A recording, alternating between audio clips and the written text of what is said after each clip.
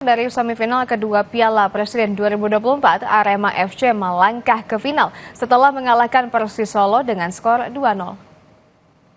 Stadion Manahan Solo menjadi saksi perebutan tiket final antara Arema FC dan Persis Solo Rabu malam.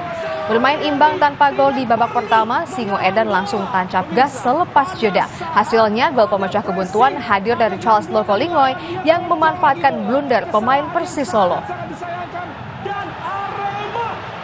Mencetak gol melalui Charles Lokolingoy. 1-0 Arema unggul kali ini. Masih Salim.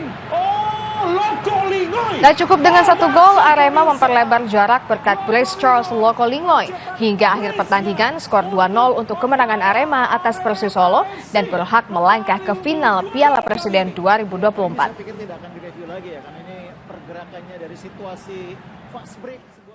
Madura United terus memantapkan persiapannya jelang bergulirnya kompetisi Liga 1. Di musim kali ini, Laskar Sape Kerap mayoritas diisi pemain baru.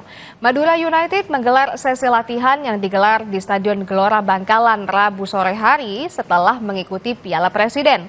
Latihan sendiri langsung dipimpin oleh pelatih anyar Widodo Cahyono Putro.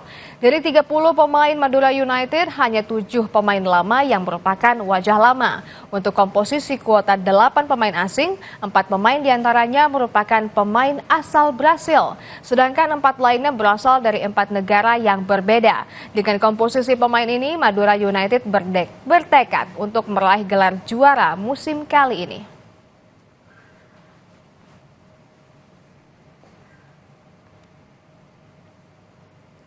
Usai jeda, segmen sport akan kembali dengan informasi tim nasional U19 Indonesia mendapatkan apresiasi berupa dana pembinaan atau bonus sebesar 1 miliar rupiah dari salah satu bank nasional tanah air.